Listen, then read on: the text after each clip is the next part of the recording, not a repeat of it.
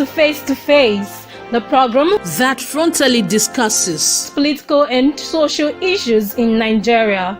The weekly program brought to you on Wednesday by 6 p.m. Nigerian time, anchored by Prince Ewemade Concourse, powered by GCSDN. Join us.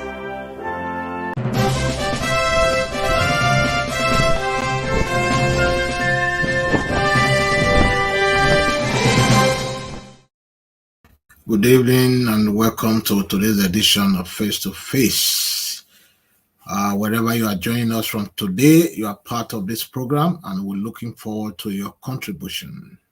Our topic for today is, what do you think of the recent Nigeria government student loan? We are going to be joined in the studio by some of our contributors, and our GCSD and the global coordinator, Frederick Odorige, is also going to be part of the program. But before we continue, let me just quickly highlight some of the things we are going to be discussing today regarding the student loan. Okay, and let's see. Right.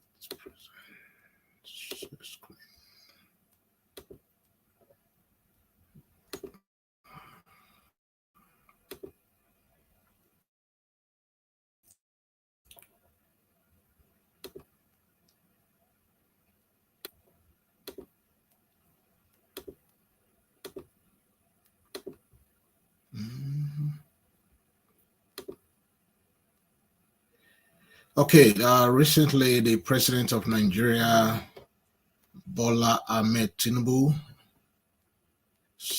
signed the student bill loan. Yes, we can see from the daily newspaper here during all the information you need to know about the student loan, but I'm just going to quickly summarize some of those information before we continue with the program. Okay, the caretaker president of Nigeria, Bola Ahmed Tinubu, signed into law the student loan. And the criteria for you to get a student loan: an applicant or his parents must provide a tax clearance. The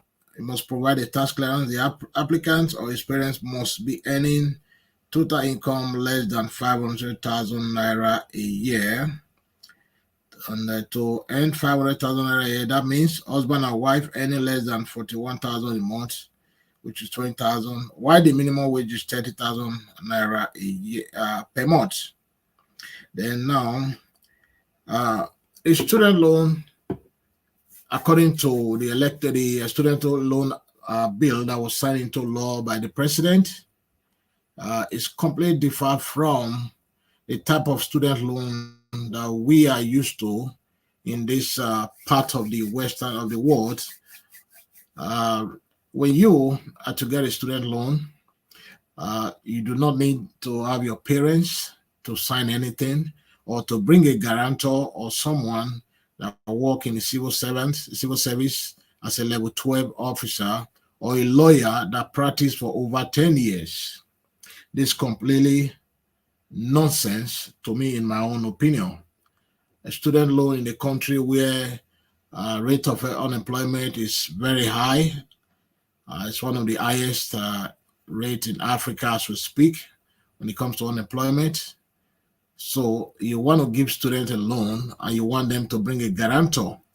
This is completely unacceptable to me, but I'm going to bring my contributors so they can also weigh in on this program for today. I think Frederick is here. Let me bring Frederick to the studio so he can also weigh in while we continue the discussion. Mr. Frederick, you are welcome to the program, sir.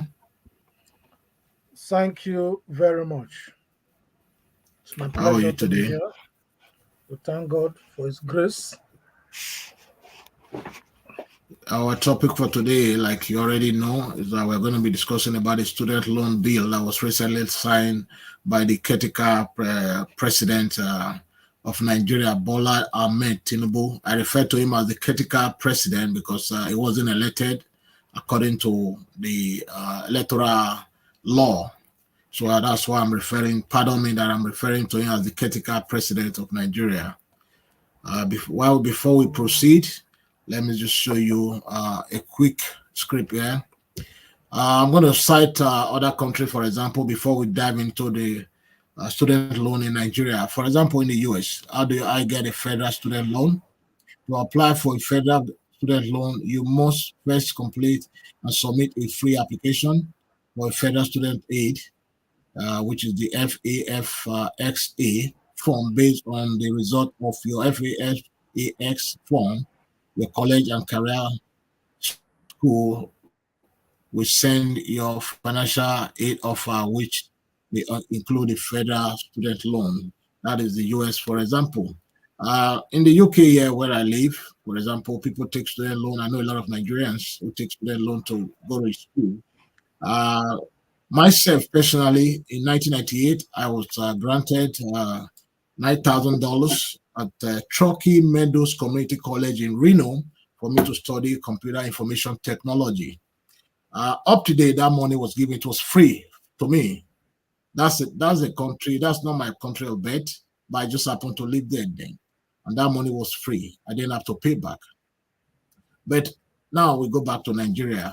In Nigeria, the government has done, I mean, something good. They feel, they've accepted that financing the ASU is no longer possible. So now they came up with the student loan bill, whereby students that wish to pursue their education further to university level and then your parents must bring a guarantor for you to get a student loan. Someone in the capacity of level 12 in civil service, and also a lawyer who has been called to bar over the last 10 years. I'm sure many of you know that it is impossible for people to get these two criteria. This criteria that has been set forward by the critical president. For example, if I do not have a lawyer who have been called to bar the last 10 years in my family, and also uh, I do not have someone a level 12 civil servant in my family, what do I do then? Then I will now resort to going out there looking for somebody that I'll probably have to bribe in order for them to sign for me. So, in my own opinion, this student loan is dead, dead, dead, dead on arrival. Dr. Frederick, I want to get your opinion on this. What do you think about the new law for student loan? Thank you for bringing me onto your show. First, I would like to begin by saying that the federal government of Nigeria, under the interim government of Bola Tinubu, has just approved 114% salary increase for Tinubu, Shetima, governors, and others. That is the latest. It means that while students will be given loans, they continue to increase their salaries while in office, and they will end up receiving life pensions after all the looting, and misappropriations. Now, Nigerian students must be very careful with what um, the government of Tinubu is doing. I beg your pardon, because what they are trying to do is to curry favor from the masses, and they will tell you that within 3 weeks he signed this, he did that, and all that. That is one of the characteristics of an interim government which has a case in court. For the gullible ones, they will just say, well, he has tried. Let Peter Obi and Atiku just rest now. Let him continue in office now. That is not democracy. That is not justice. What they are doing is a mind game. They are playing on the intelligence of the people. Now, What Nigerians need in a country that is highly indebted to the tune of 77 trillion naira, what we need is not loans for students. What we need for students is grants that are not going to be repayable. And there are different ways you can give these grants. You might decide to say, okay, students that can prove that they are from families that needs this kind of support because maybe the parents are not well to do, they should apply with proofs. Because if, for example, you are saying you are giving loans to students, there are some students that are very rich, they're even richer than some of their lecturers. Are you going to give loans to everybody that applies for it? No. So what Nigeria needs is to give grants to students, and there are different ways of getting these grants. For example, it could be through your academic performance.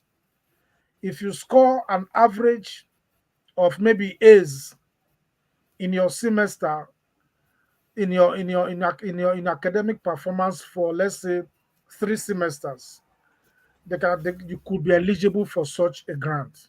These are what we need. What we used to hear before in Nigeria is bursaries. Government give bursaries. Now you're not longer talking about bursary, you are talking about loans when the cost of governance is very, very high in the country. Now, the American government, through the government of President Joe Biden, is now embarking on loan forgiveness for students who took loans but could not pay. If somebody collects loan in Nigeria, even with all those conditions and all that, and the person leaves school and does not have a job, how will the person pay back? What are the possibilities for employment? Is the government going to employ those people that are owing the government? Are they going to employ them for them to be able to pay back? These are critical questions that we must begin to ask. But on the whole, all of these things happening, they are just temporary because there's a mind game going on. The crown of a king on the head of a thief has no honor. So what Tinubu is doing is wearing the crown of a king, which is not supposed to be because it is a stolen mandate. So all of these things that they are doing is just to curry favor and to warm the hearts of Nigerians towards them. So for this loan, Nigerian students be very careful. And Nigerian students should be able, through the platform of the National Association of Nigerian Students, should always design projects for themselves annually. What do you expect from government? So that government should be putting all of these things into their subsequent budgets. We are very disappointed that the nuns of today are more interested in politics. Some of the executive members, they just want how they can grab money from the system. We don't need this kind of system. Every year, students tell the government what you need. For example, through my years of studies in Europe, when I graduate, on that day of graduation, I receive my transcripts and I receive my certificate. In Nigeria, why is it that when students graduate, it will take you maybe years before they give you your transcript and your certificate, and you have to lobby for it, you have to pay for it?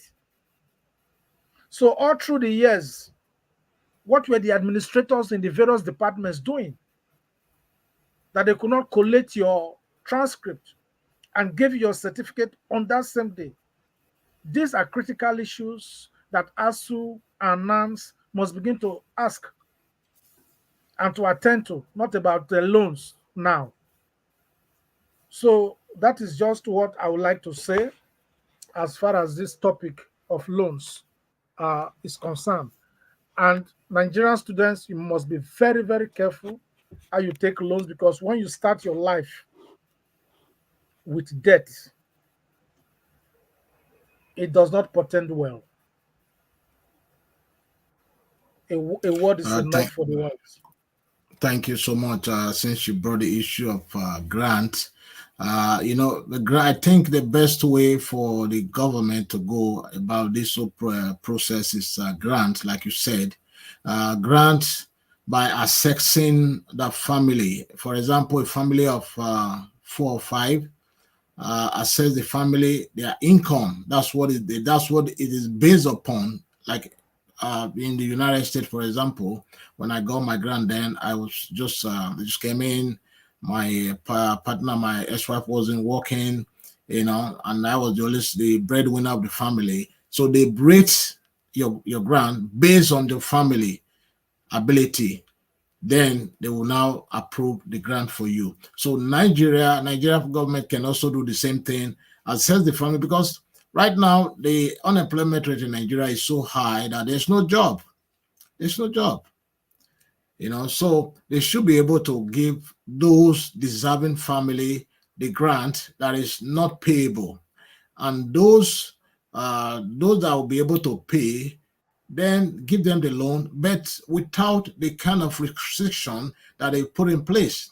It's like they're asking people to go and bring the dead body of their parents from the cemetery.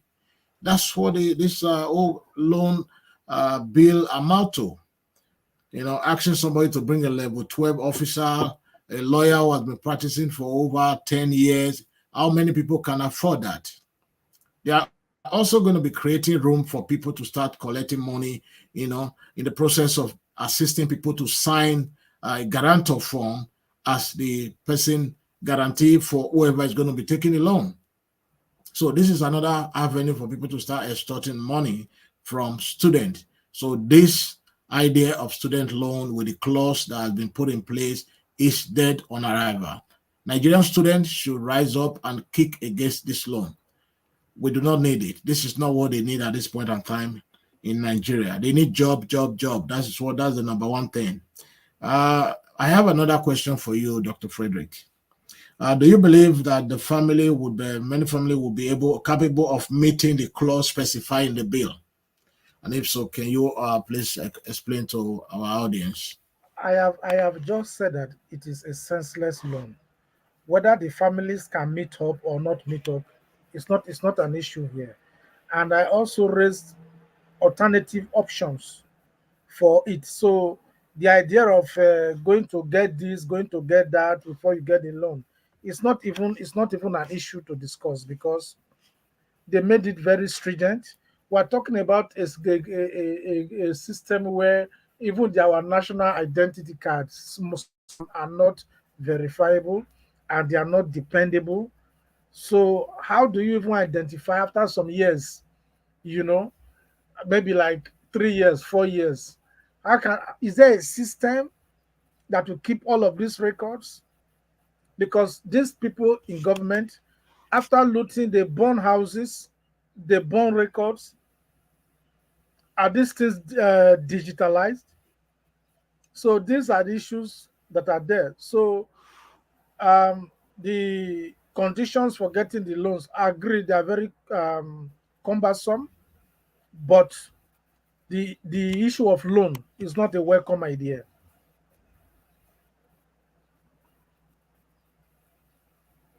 Thank you so much. You live in Hungary, right? How do students get loan in Hungary?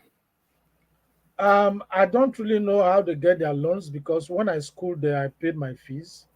So, but I know that they have some kind of loans, and and they have to work for some years, I think, for the government. And in the process of working, what they get in form of loans are being subtracted from their salaries. You know. So, but the question, the difference between that and our country, Nigeria, is where are the jobs? Where are the jobs? Or will somebody graduate and begin to ride keke napep, and from there pay his student loan? That is a big Uh, question. thank you so much. Well, let me use the UK here that I live as an example again.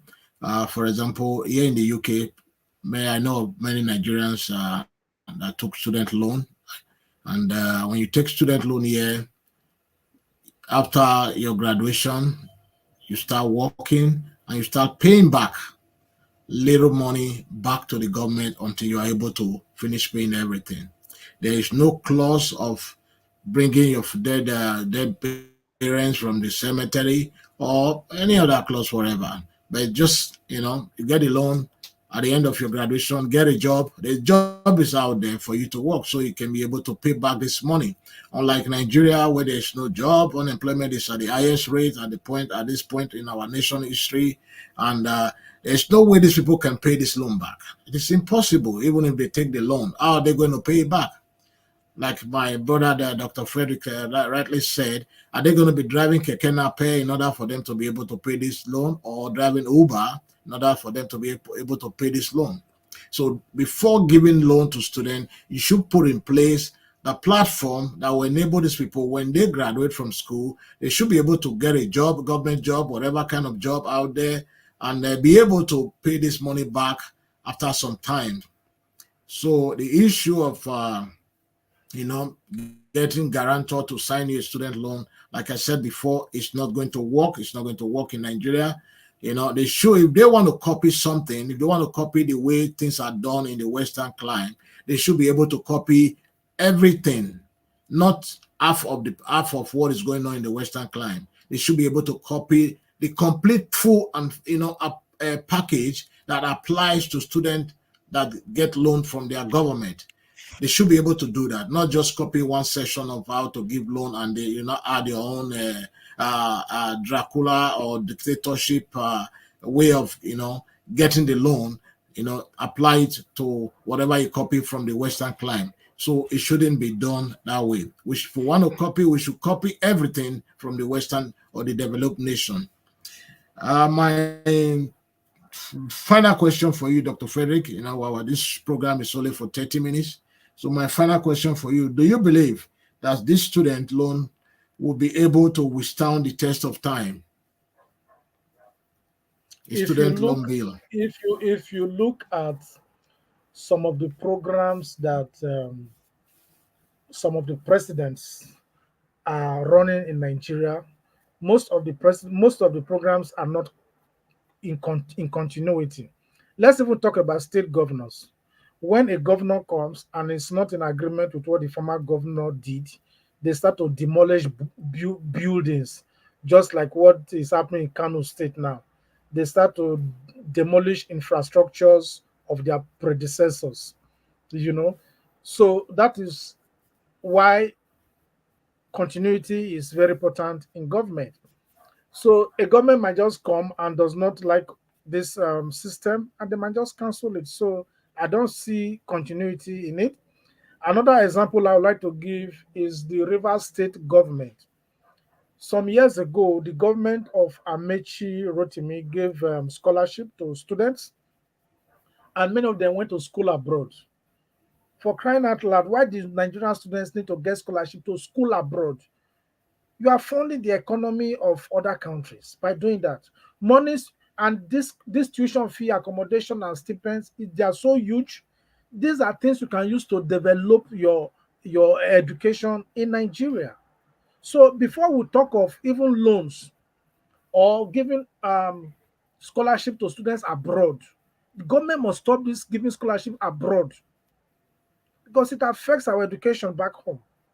Back to Rivers State. Amechi Rotimi gave scholarship to students of Rivers State. Some of them came to Hungary, others went to the UK and different countries like that. When Governor Nyesom Wike came on board, he had political fights with Amechi and he cancelled these loans. We appealed. I was the president of the Nigerian Association in Hungary.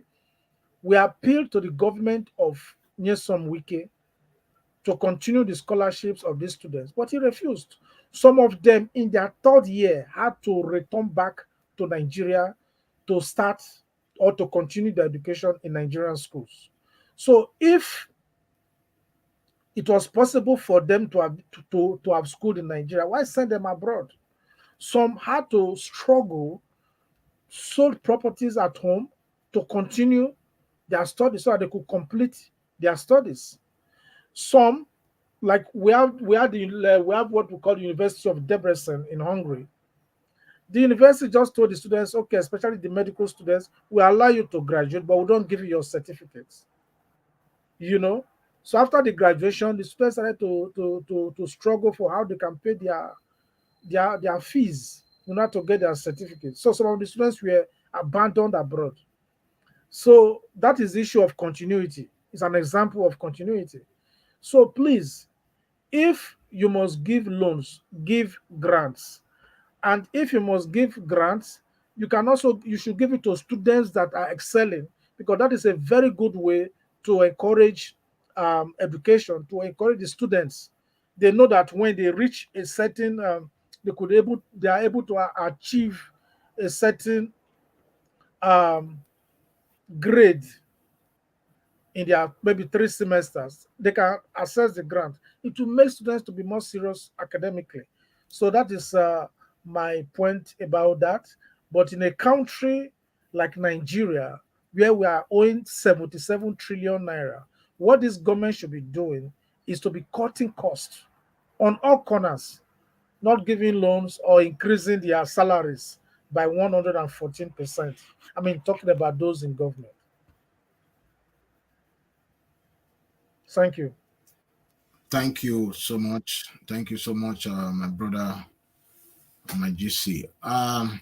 In my own opinion, talking about this student loan and the clause that has been put in place by the federal government in order for the student to be eligible for the student loan, I think they went too far. And the reason is that there are other things they could have put in place in order for you to be eligible for the student loan. For example, you get a student loan, you graduate, serve, do your NYNC, get a job. Then, if you are unable to pay, you cannot get the Nigeria international passport. That is another very good option, in my own opinion. You will be blacklisted with the Nigerian Immigration Service, so that way you cannot travel out of the country with your certificate to go and work in another country. Instead of putting a level 12 and a lawyer that has been in bar for the last 10 years, because that is going to open up another door for people to start extorting money, like I said before. So blacklisting people, or blacklisting people from the immigration service so that they will not be able to get an international passport to leave the country, I think that's the best way if they were to give the student loan. And if there's job for these people to do at the end of their graduation. But if there's no job, there's no need for the student loan, because how are they going to pay it? They're going to fall back to Okada, Uber, and penny trading and all that. So it's not going to work. So what is your closing statement, my brother? My closing statement is that Nigerian students should know that those people that are in government today, most of them receive free education. Though we don't know the primary school and the secondary school that Tinubu attended, most of his contemporaries got free education from the government, free feeding in school, free books, no tuition fee, free education. If those people in government enjoy those facilities, it is your right as a Nigerian student to also enjoy the free facilities. Free education is very possible in a country like Nigeria, where we have been so endowed. So Nigerian students, stand up and ask for free education instead of loans, or ask for grants as an alternative. Thank you. Thank you so much, and greetings to all our wonderful viewers all over the world. We have come to the end of today's segment on Face to Face. My final statement is that Nigerian, if you are to give loan, create an enabling environment for these people to be able to pay back this loan. And also, like I said before, if you want to, there are data those that refuse to pay, you can blacklist them with the Nigerian Immigration Service, whereby if they get a loan, they get a job, they graduate and all that, they cannot travel out of the country until they are able to pay back those loans. That is one. Two, like Dr. Frederick said, most of you guys, those who are in their 70s, 80, and thereabout, most of you went to school under free education in Nigeria. So you can also replicate the same thing for the generation under you. I went to school under Professor Ambrose Foloncho Ali. I went to school, free education. I did. My parents, they have to pay for anything, not books, not anything. Everything was free. So you can also do the same thing for the generation now. There is no point making student loan as if somebody have to buy, a Rolls Royce, working so hard to buy a Rolls Royce or a Phantom, because the way you guys are putting now, it's not going to work. In my own opinion, is dead on arrival. So until next week, same time, same place, I look forward to seeing you guys, and God bless you. Thank you, Dr. Frederick. Thank you very much for having me.